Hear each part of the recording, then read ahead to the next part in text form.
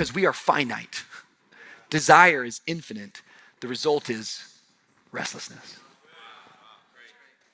I'm finite, you're finite, but desire grows and it's infinite, and it leaves me in a constant state of being dissatisfied. You don't have to be a great researcher and you don't have to be an incredible sociologist to look at the world today and realize that while there are many great opportunities for success, there are many obstacles right now that are leading towards our demise. Anxiety is on the rise in our nation. Obesity is on the rise in our nation. Depression at an all-time high. People have never been more medicated in their entire lives. Suicide is growing. What's the reason for all of this restlessness? What's going on with humanity? Well, there's many things that we could begin to deconstruct, but one of the most simple things just to look at our society is anything but simple. It's complicated. I mean, things are changing so fast. It's like you can get a degree today, and in a couple of years, that degree could be obsolete because things have already changed.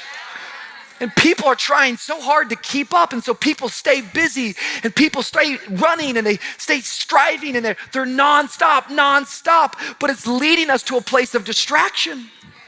I mean, I want you to know that our world preys on this idea of uncertainty and worry. They profit off of your worry. Just think about the media system for a moment. You do know that the news is giving you news based upon fear. If it bleeds, it reads. And I don't care if you swing to the left, and I don't care if you swing to the right. You can go to Fox News or you can go to CNN, but both parties will tell you what to be afraid of, who to stay away from, who not to believe in, who's bad, who's good, and all it's doing is making us afraid. We're being driven by fear, but it's this fear that's leaving us in a place of anxiety.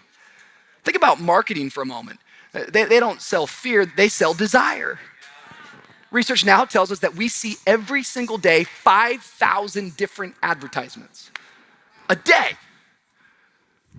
I was pumping gas yesterday and there's a TV screen. I'm like, no, not here. This was my safe place. And what are marketers selling you? They're selling you that you should live this life, and you should have this, and you should have that. And if you get that house, you'll be happy. And if you have that kind of car, then you'll finally be satisfied. And if you go on that vacation, and if you wear those clothes, and if you look like this, if you suck this in, if you cut that, you'll look good.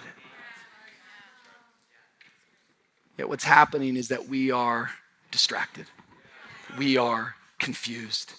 And because we're being driven by fear and desire, it's leading to our breakdown. And the breakdown is we constantly sacrifice the present for the future.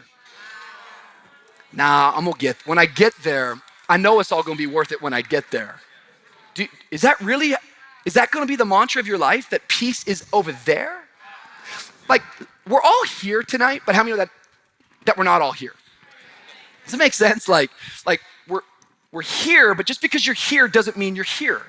Some of you are here right now and you're thinking about the fact that the Dolphins are now 0-5. You're like, I can't believe it.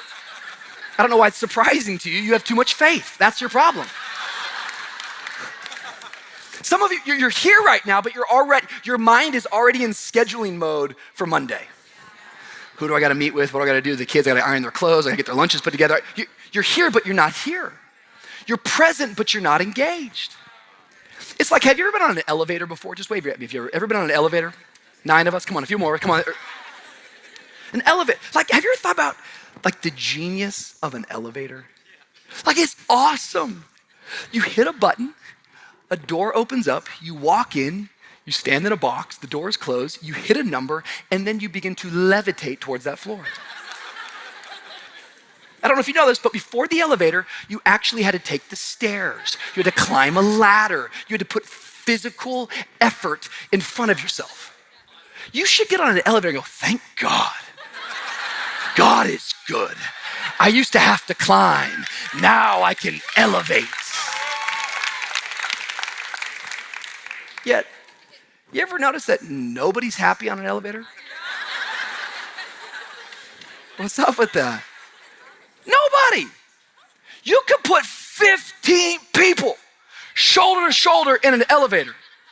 And everybody's doing the same thing. You ever notice that everybody faces the doors? They're like,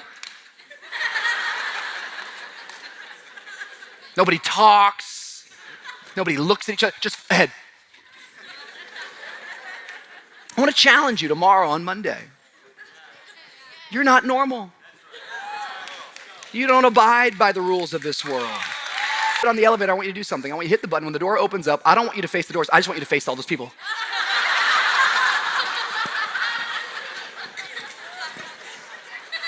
This is pretty awesome. We're on an elevator.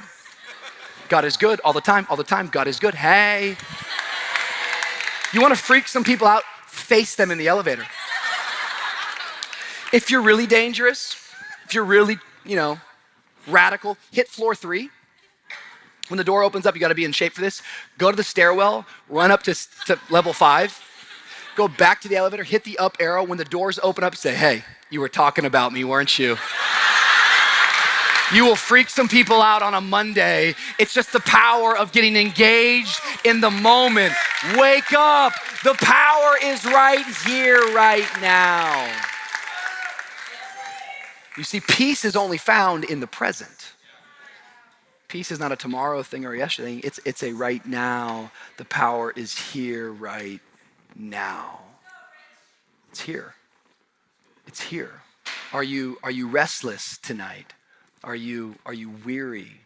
Are you anxious? Are you depressed? Are you struggling? Well, because our desire is infinite and because you're finite, the challenge that we have is that anything less than God will leave us dissatisfied.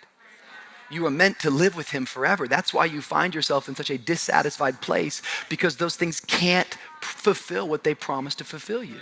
But say, you know what you should do? You should take all of your desire and put it onto God. Because desire is infinite, but so is God. Therefore, God becomes the solution.